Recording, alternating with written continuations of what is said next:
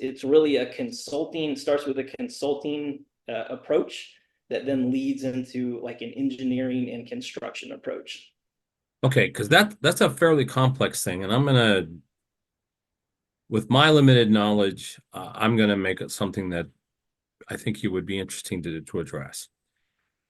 If I'm a school and I built part of my building in 1970, and then I built another add-on or another building in the 1980s, and then I hopscotched up over here and did something in the 90s, and I might have renovated something in 2000. That doesn't mean very often in a case like that that you're walking into a homogeneous environment because none of those buildings are constructed of the same materials or insulation levels or HVAC considerations. I mean, how complex does this get when you're working with that type of customer?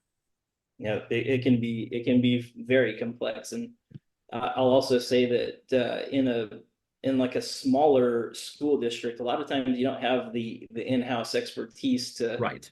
to do anything other than maintenance, repairs and things like that, right? Right, You right. have like an engineer or something, and so yeah, as technology improves by leaps and bounds every year, that stuff is missing from the educational built environment, and they have to come up with some way to surmount that obstacle. The other side of it, this kind of a personal soapbox. The other side is that it's always about funding for these Yeah, guys. absolutely. Yeah, the here in Texas, for example, there's it's either 18 billion or 22 billion that is literally sitting in the the state fund Hmm.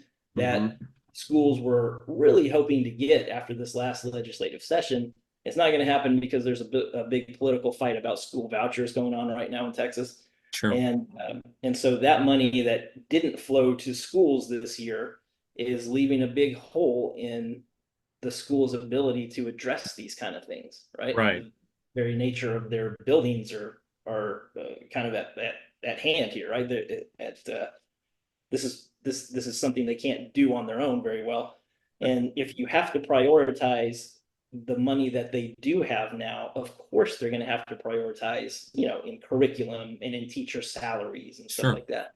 So what's going to get left out Yeah, is facilities. Yeah. Well, and it's interesting, in the last 10 years, maybe not, maybe even shorter than that, energy efficiency hasn't been the number one priority when you're putting together your building plans, right? I mean, back when energy was readily available, cheap, that kinds of stuff, you're probably more considering how much more square footage can I get, how much more gym space can I get, yada, yada, yada. And so it's a different world today. I know because I talked to lots of developers and stuff, especially on projects where they're vying for tax credits and those types of things. I'm going to guess it's an educated guess that you have a lot of buildings that were never even constructed with even a thought about energy efficiencies.